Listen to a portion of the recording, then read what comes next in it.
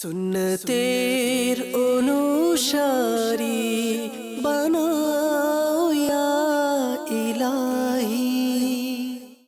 আলহামদুলিল্লাহি রাব্বিল আলামিন ওয়াসসালাতু ওয়াসসালামু আলা সাইয়্যিদিল মুরসালিন আম্মা বা'দ ফাআউযু বিল্লাহি মিনাশ শাইতানির রাজিম বিসমিল্লাহির রহমানির রহিম। আসসালাতু ওয়াসসালামু আলাইকা ইয়া রাসূলুল্লাহ ওয়া আলা আলিকা ওয়া আসহাবিকা ইয়া হাবিবাল্লাহ।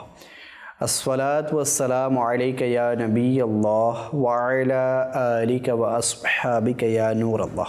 মাদানী চ্যানেলের দর্শক শ্রোতা, দেখছেন অনুষ্ঠান আম্বিয়া কিরাম আলাইহিমুস সালামের সুন্নাত। যে যেখান থেকে আমাদের সাথে শরীক হয়েছেন আপনাদের সবাইকে জানাচ্ছি এই প্রোগ্রামের পক্ষ থেকে অসংখ্য শুভেচ্ছা এবং অভিনন্দন। ভালো ভালো কিছু নিয়ত করে নেই আল্লাহ তাআলা এবং তার রাসূল সাল্লাল্লাহু আলাইহি ওয়াসাল্লামের সন্তুষ্টি লাভের উদ্দেশ্যে শুরু থেকে শেষ পর্যন্ত প্রোগ্রামটি দেখব।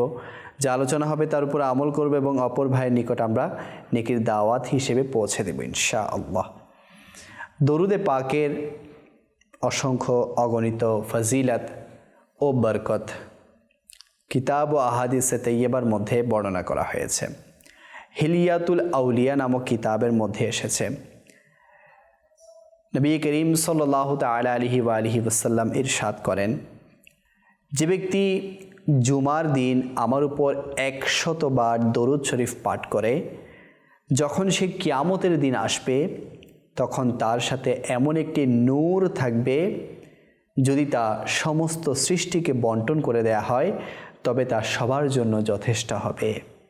সুবহানাল্লাহ, দেখুন কতই ফজিলত দরুদে পাকের, মাত্র 100 বার, তাও জুমার দিন।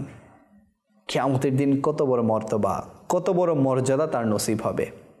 তো আমরাও নিয়ত করি যে হাঁটতে বসতে চলতে ফিরতে দরুদে পাক পড়ি, দরুদে পাক পড়ি সাল্লাল্লাহু আলা মুহাম্মদ সাল্লাল্লাহু আলাইহি ওয়াসাল্লাম, সাল্লাল্লাহু আলা মুহাম্মদ সাল্লাল্লাহু আলাইহি ওয়াসাল্লাম।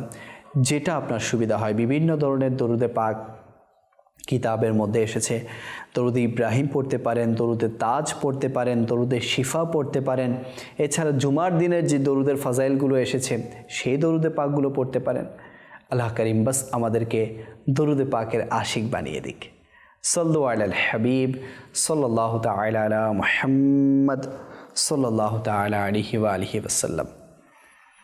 দর্শক, এই প্রোগ্রামটিতে আমরা আম্বিয়া কিরাম যারা আছেন, যারা আল্লাহ তাআলার মনোনীত বান্দা, নবী রসুল দুনিয়াতে এসেছিলেন, তাদের সুন্নাত নিয়ে আমরা আলোচনা করার সৌভাগ্য অর্জন করে থাকি। আজকে যে সুন্নাত নিয়ে আমরা আলোচনা করব তা হচ্ছে বৃষ্টির জন্য দোয়া করা সুন্নাতে আম্বিয়া। জি হ্যাঁ, বৃষ্টি অনেক সময় হয় না, অনাবৃষ্টি যখন দেখা দেয়, অর্থাৎ যেসব এলাকায় বৃষ্টি হয় না, অনেক দিন ধরে বৃষ্টি বন্ধ থাকে, তখন মানুষের অনেক কিছু ফেস করতে হয় বা অনেক ক্ষতির সম্মুখীন হতে হয়। তো আম্বিয়া কিরাম আলাইহিমুস সালাম যারা আছেন, যারা ছিলেন, তো ইনাদের যুগেও, ইনাদের সময়কালেও যখন বৃষ্টি হতো না, ইনারা কিন্তু বৃষ্টির জন্য দোয়া করতেন। তো আসুন আজকে আমরা শুনবো যে বৃষ্টির জন্য দোয়া করা সুন্নাতে আম্বিয়া। জি হ্যাঁ, বৃষ্টির জন্য দোয়া করা সুন্নাতে সুলাইমান আলা নবীনা ওয়া আলাইহিস সালাতু ওয়াসসালাম, সুন্নাতে হযরত মূসা কালিমুল্লাহ আলা নবীনা ওয়া আলাইহিস সালাতু ওয়াসসালাম, সুন্নাতে হযরত ঈসা আলা নবীনা ওয়া আলাইহিস সালাতু ওয়াসসালাম। তো ইনশাআল্লাহ যে সকল নবীদের নাম আমি উচ্চারণ করেছি, ইনাদের কিছু জীবনী থেকে আলোচনা করার আমি চেষ্টা করব। শুরুতেই হযরত সুলাইমান আলা নবীনা ওয়া আলাইহিস সালাতু ওয়াসসালামের আলোচনা শুনি।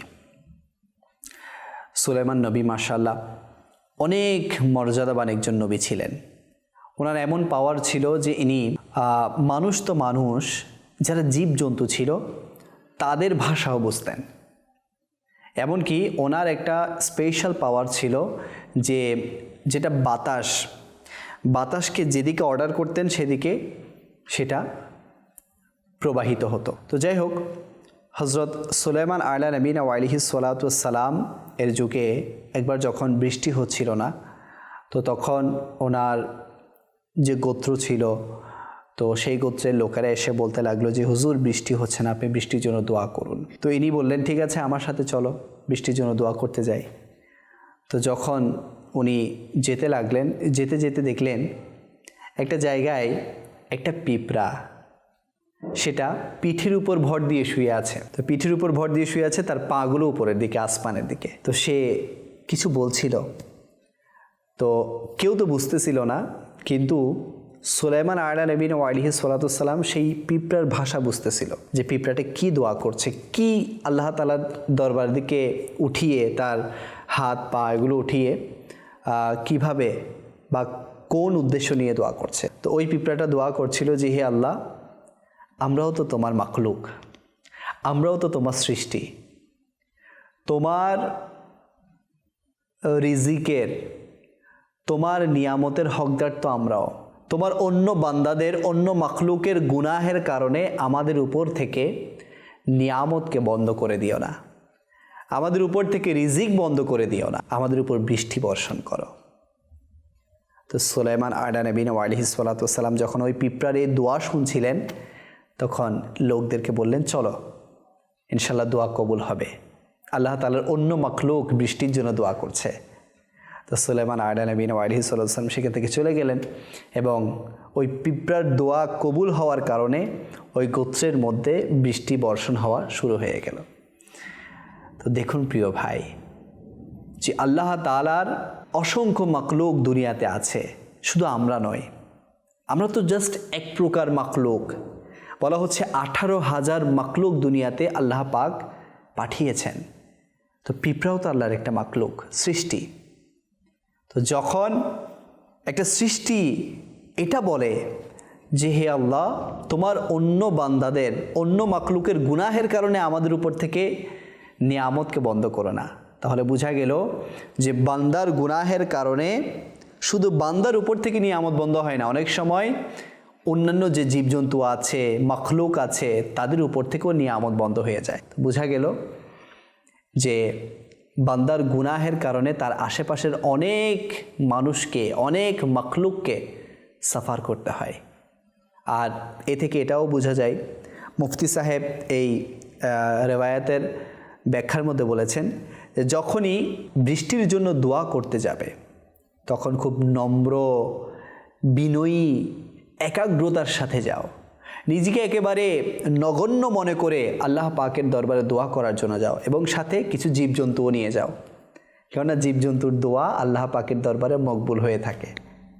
যেভাবে ওই পিঁপড়া দোয়া করার কারণে আল্লাহ তাআলা বৃষ্টি বর্ষণ করেছেন। বোঝা গেল যে বৃষ্টির জন্য দোয়া করা এবং বৃষ্টির জন্য দোয়া করার সময় অন্য মাখলুক নিয়ে যাওয়া, জীবজন্তু বা যে কোনো পশু সাথে নিয়ে যাওয়া, এটা সুন্নাতে আম্বিয়া।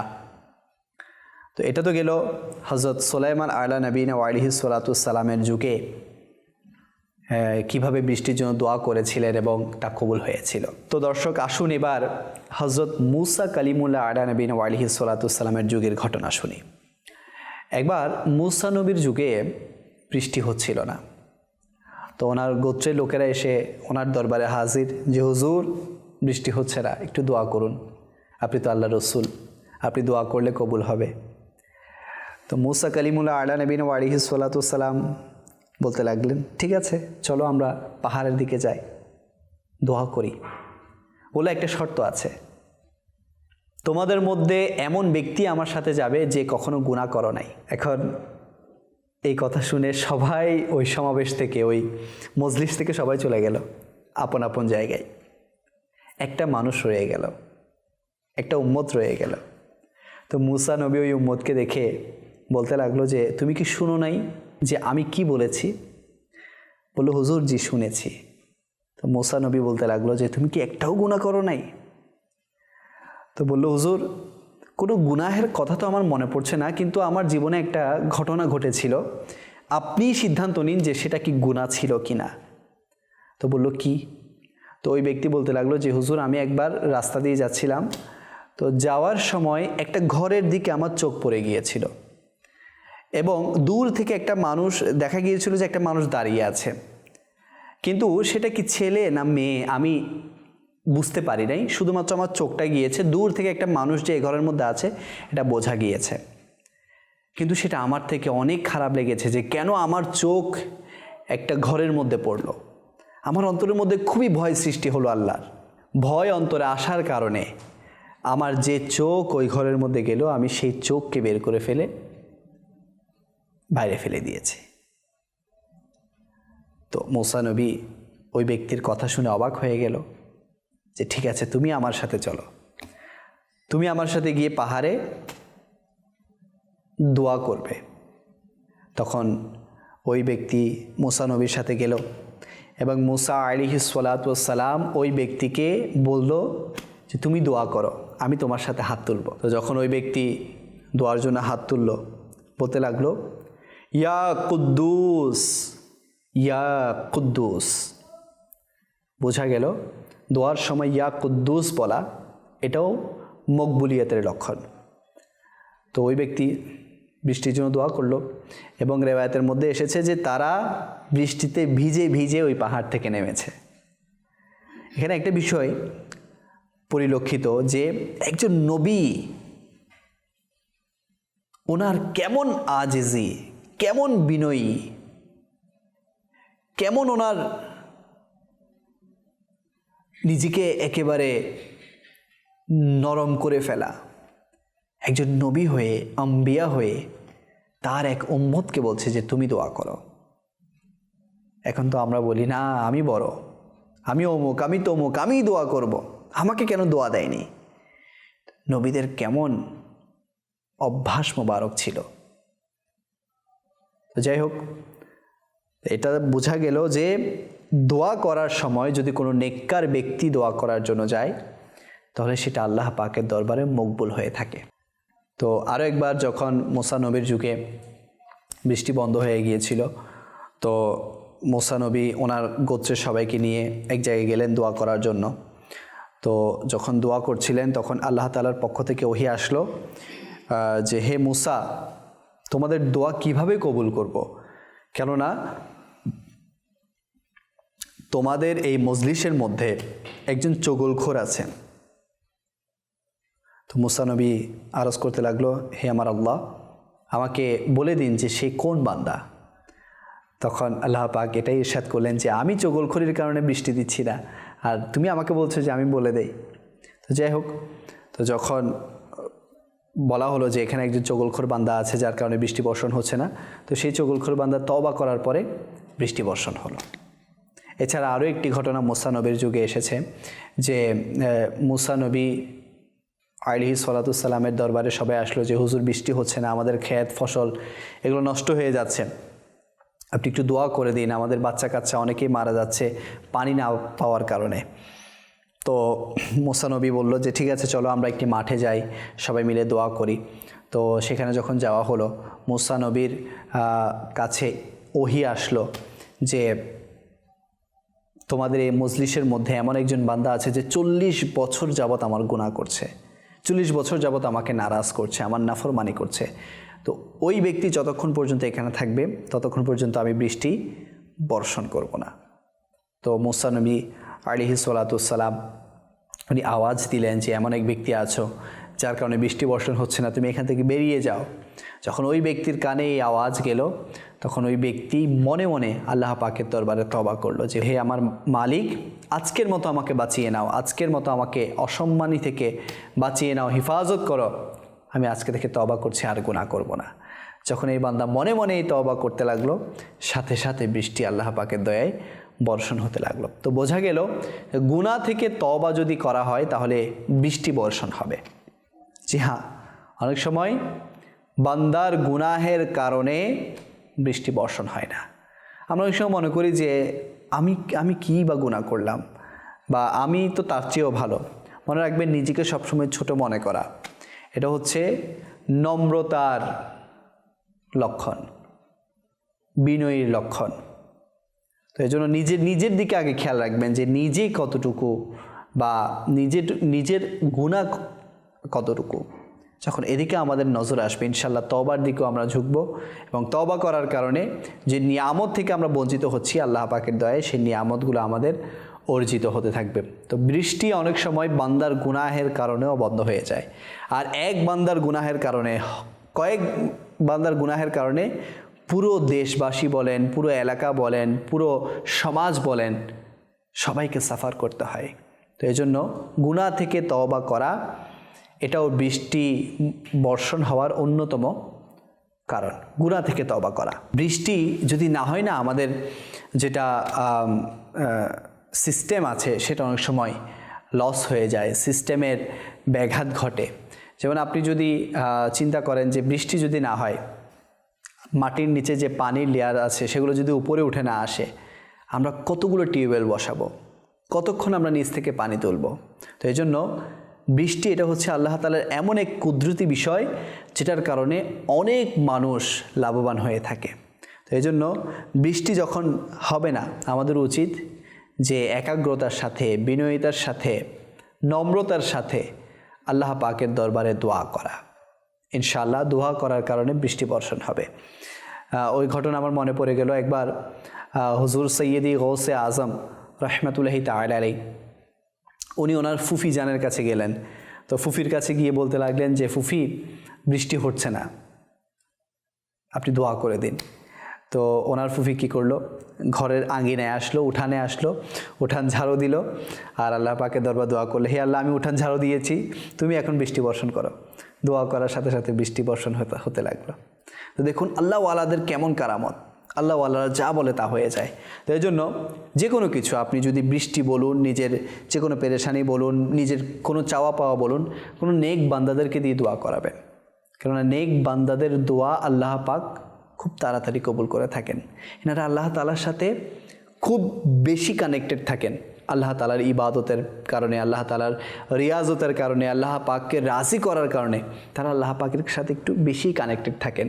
তো এই জন্য আল্লাহ পাক ওই বান্দাদের দোয়া কবুল বেশি করে থাকেন যারা আল্লাহ পাকের রাস্তায় থাকে, যারা আল্লাহ পাকের ধ্যানে মগ্ন থাকে, যারা আল্লাহ পাককে রাজি করাতে ব্যস্ত থাকে। নেক বান্দাদেরকে তালাশ করবেন, নেক বান্দা দিয়ে দোয়া করবেন। আল্লাহ পাক তো কোরআনে বলছেন যে তোমরা দোয়া করো, আমি কবুল করব। কিন্তু এর পরেও আমাদের পূর্ববর্তী আসলাফ যারা ছিল, আমাদের পূর্ববর্তী বুজুর্গানে দিন যারা ছিল, ইনারা কেন আল্লাহ তাআলার নেক বান্দাদেরকে তালাশ করতেন, ইনাদের কাছে গিয়ে নিজের পেরেশানি বলতেন? কেননা তারাও জানতো যে এই মকবুল বান্দাদের দোয়ার বরকতে আমাদের চাওয়া পাওয়াগুলো পূরণ হবে। আল্লাহ কারীম আমাদের সবাইকে তৌফিক দান করুক। হযরত ঈসা আলা নবীনা আলাইহিস সালাতু ওয়াস সালামের যুগের ঘটনা। তো ঈসা আলাইহিস সালাতু ওয়াস সালামের দরবারে সবাই আসলো, এসে বলল যে হুজুর বৃষ্টি হচ্ছে না, আপনি দোয়া করে দেন। তো উনিও বলতে লাগলো যে ঠিক আছে, চলো আমার সাথে, কিন্তু একটা শর্ত, যে সেই ব্যক্তি আমার সাথে যাবে দোয়া করার জন্য যে জীবনে কখনো গুনাহ করে নাই। তো সবাই চলে গেল। একজন ব্যক্তি ছিল, তো ঈসা আলাইহিস সালাতু ওয়াস সালাম জিজ্ঞেস করলো যে তুমি একটাও গুনাহ করো নাই? বললো হুজুর, আমার তো জীবনে কখনো গুনাহ মনে পড়ছে না, কিন্তু একবার আমি যখন নামাজ পড়তেছিলাম, তো নামাজ পড়ার সময় একটা মহিলা আমার পাশ দিয়ে যাচ্ছিল। তো আমার ডান চোখ বা বাম চোখ দিয়ে হয়তো বা আমার একটা চোখ তার উপর পড়ে গিয়েছিল। তো যখন আমি নামাজ শেষ করলাম, তখন আমার আল্লাহ তাআলার প্রতি ভয় আসলো যে কেন আমার চোখ একটা মহিলার দিকে পড়লো। তো যে চোখটা আমার মহিলার দিকে পড়েছিল, ওই চোখটা আমি বের করে ওই দিকেই ফেলে দিয়েছি যেদিকে মহিলাটা চলে গিয়েছে। তো শুধু এই গুনার কথা আমার মনে পড়ছে, বা এই জিনিসটার কথা আমি মনে পড়ছে। দেখুন, চোখটা পড়েছে বেখিয়ালিভাবে, অসতর্কতার সাথে, কিন্তু এটাকেও আল্লাহ তাআলার নেক বান্দারা কত বড় গুনাহ মনে করত। গুনাহ মনে করার কারণে নিজের চোখকে উপড়ে ফেলেছে। আচ্ছা, মনে রাখবেন, এই যে চোখ উপড়ে ফেলার কথা বলছি বা চোখ নিয়ে ফেলার কথা বলছি, এগুলো ওনাদের যুগে ওনাদের একটা শরীয়তের একটা হুকুম ছিল, বা ওনাদের একটা কৈফিয়ত ছিল, অবস্থা ছিল। কিন্তু এখন আমার নবী করিম সাল্লাল্লাহু আলাইহি সাল্লামের এই যুগে এসে, বা ওনার কোনো উম্মত যদি এভাবে শরীরের কোনো অংশকে ক্ষতি করে, এটা কিন্তু গুনাহের শামিল হবে। আর এটা যদি কেউ বলে যে কি হবে উপড়ে ফেললে, বা শরীরের কোনো অংশ যদি এটাকে যদি গুনাহ মনে না করে, তাহলে সে কাফির হয়ে যাবে। তো এই জন্য এই যুগে কেউ গুনাহ করার কারণে নিজের শরীরকে আঘাত দিতে পারবে না। হ্যাঁ, আল্লাহ পাকের দরবারে তওবা করতে পারবে।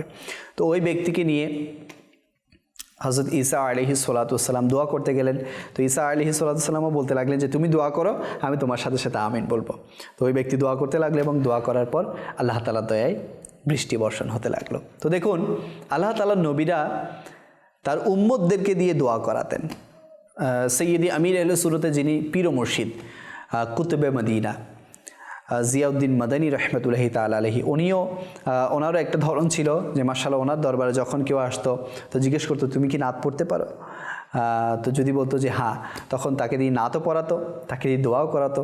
এবং যখন কোনো আলিমেদিন আসতেন ওনার দরবারে, উনি বলতেন যে আপনি বয়ান করেন।